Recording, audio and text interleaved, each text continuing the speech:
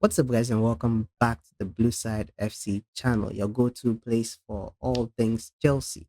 Today, we are breaking down the Blues' dramatic 2-1 victory over Fulham at Craven Cottage. We're going to delve into the key moments. We're going to talk about player performances and everything in between. So, yeah, let's get straight into it. One thing I didn't like about the lineup was the fact that he put Reece James in midfield again. It didn't work against Legia also, and he tried it again. I don't know why he did that, but it was evident that that wasn't his position, and we'll talk about it later.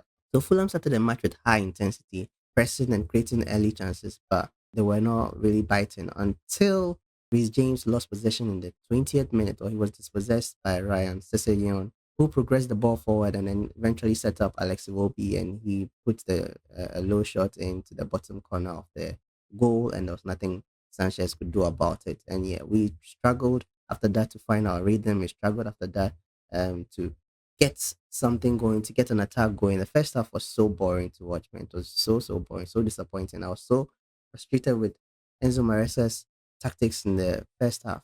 We're all back, no bites. We've been like that for majority of the season, and it's very disappointing to watch. And yeah, I didn't expect anything less than the players getting booed at halftime, and they were. So I mean, probably that is what gave them the boost to come back stronger in the second half. So in the second half, Enzo Maresca made some changes. He brought on Jadon Sancho. He brought on Tyrique, George. Our momentum changed. Like we were pressing more. The urgency was high.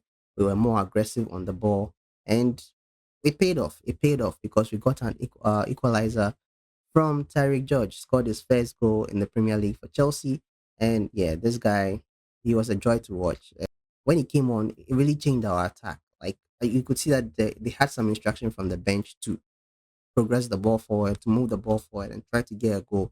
And he came on in the 78th minute and made an immediate impact. The build-up play to him getting the goal was very good. I think the pass was made from Enzo to Palmer, but it was intercepted or blocked by one of the Fulham defenders, and it fell to Tyrique George, who drilled a low shot into the bottom corner of the Fulham goal to equalize. And then from there, it was us. You could see the intensity was high. Anytime we got the ball from Chaloba or Cole straight into the midfield to Enzo Palmer, and it just goes straight to the box. And we're pressing a lot. I really like the change in play. I don't know whether it was a tactical change from Enzo Maresca. The subs were definitely his idea, but I don't know whether the intensity, the urgency was from him, or it was from individual performances from Neto, Tyrique George. Palmer too was also good in that second half. He had a hand in both of the goals, and Sancho too coming on was very good. Enzo, very good. So I think that the players realized that we are losing to Fulham again.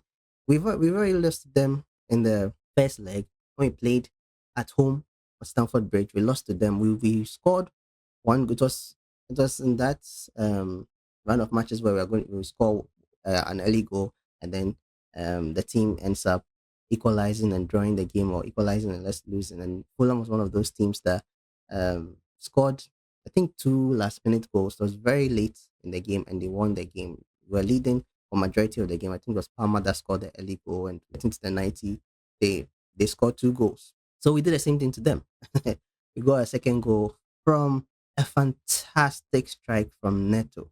Fantastic. And the build up from the back to the front was just immaculate. It was just beautiful. And it started, I think it started from Chaloba or Cole, then it went to Caicedo, Enzo, Sancho, and then back to Enzo, found Neto, 93rd minute. I think at that time he was playing a false in the false nine position. And the touch to receive the pass from Enzo, the control, the turn, and then the hit. A fantastic hit from Pedro Neto. Fantastic hit. And there was nothing the keeper could do about it. Nothing at all. It was a rocket. And you could see Stamford Bridge erupt. Like, I was happy we made that comeback. Kudos to the team. The build up to leading to that goal was just fantastic. The goal itself capped it off beautifully. And we were able to see it through, and we were able to win the game and get all the 3 points. And it is very crucial. I think right now we're sitting fifth, just behind Man City by a point. And yeah, it's going to be difficult. We are in the Champions League positions. I think it qualifies us to the playoffs and we want to secure it. We don't want to play playoffs. We want to play fourth. So I think we have to try and win. This was a game that we're supposed to win, and if we didn't win this game, the other games would have been much difficult to win. But at least we have these 3 points in the bag. Move on to the next one and see where we can go from there. So I want to talk about some players' performances. Firstly, I'll talk about Tyrique George. His composure and his finishing was remarkable as a young player. And I think he even got the man of the match, the fan voted man of the match by the Premier League. But I think the Chelsea fan voted one it was Pedro Neto that won it. I don't know why we have two different man of the matches. After it used to be just one person wins man of the match and that was it. But now we have the one that the team votes for, and we have the team fans vote for, and we have the one that the Premier League fans vote for. It's I don't know. It's it's absurd to me, but yeah, that's what it is now. So his goal was fantastic. Early shot, strike, pop, goal, and he didn't even take a time to control the ball first. The ball fell to him, and he just took the shot, and it was a beautiful shot. Good performance from him. His attacking threat to when he came on to was very good, very good. I really like the player. I wish I've said it many times that he should be starting more games. He should be starting more games, but because he's young or he's from the academy, they're going to put him on the bench for a while. But next season, I expect him to be start. That is if it's at Chelsea next season. But next season, I expect him to start more games for us. And then Pedro Neto too. Fantastic performance from him yesterday. His versatility and decisive goal. I mean, Charlie. Yesterday he was just fantastic. He was really good, and especially in the second half. The second half like the intensity just changed. So I was happy to see that from the team. I was very happy to see that from the team. And then Enzo Fernandez too. Yesterday controlled the midfield and provided a crucial assist for the winner. So Enzo Fernandez too, kudos to him. Yesterday in the second half was very good. Caicedo too was also making fantastic tackles.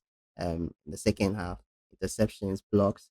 He was immense in that second half, and I think in both goals, or I think the second one, he was instrumental in the build-up play. And on the other side, I'm not going to blame Rhys James too much because he was out of position. Playing the midfield is not his position, so I'm not going to blame him too much.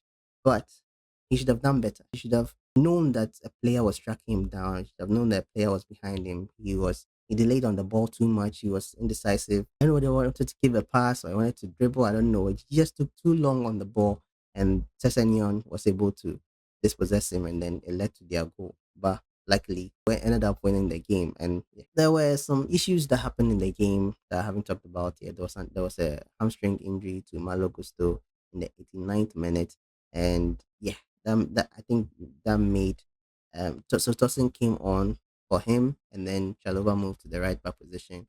But we are lacking that position. The right backs that we have, we are using one in the midfield, and then one is out injured, and then one has been sitting on the bench. Joshua Champon can play in the right back position. That is his position. He can play. When he was playing against Legia Warsaw in the first leg, he was immense. He was very good. So I think this is a time for him to shine.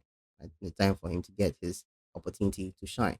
And additionally, Enzo Maresca also got his third yellow card of the season. I think he celebrated too much, or his celebration for the Neto goal was too exuberant. I don't know what he did. I don't know what he said, but he received a yellow card for that, and that results in a one match ban on a touchline. So he will miss the next game.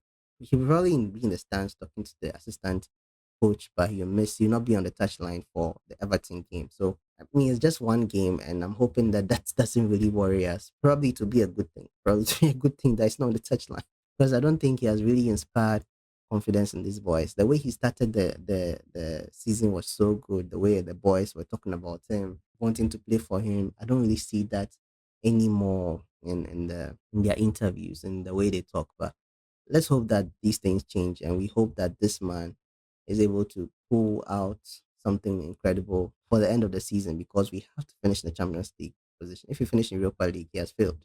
Even if we win the Conference League, because the Conference League we haven't had that much competition, so we are expected to win the Conference League. If we don't win, he has failed massively. But if we win too, I don't think it adds much to his accomplishments this season. It will be the first trophy under the new management though, but I don't think to add much to his accomplishments. So like I said earlier, the win propels Chelsea into fifth place, keeping our Champions League hopes alive. So we are just behind Man City on the table, and then I think this Newcastle or Aston Villa. And then I think it's Newcastle, then Arsenal, then Liverpool. Liverpool thought they would win the league yesterday, but an Arsenal win meant that they couldn't win the league yesterday. But I think they can win the league next week. So that's it for my review and the updates. Thank you so much for watching. I hope you enjoyed the video. If you enjoyed the video, give the video thumbs up and subscribe to if you haven't subscribed yet. Let me know your thoughts and comments in the comment section down below. And thank you so much once again for watching. I'll see you guys in the next one. So until then,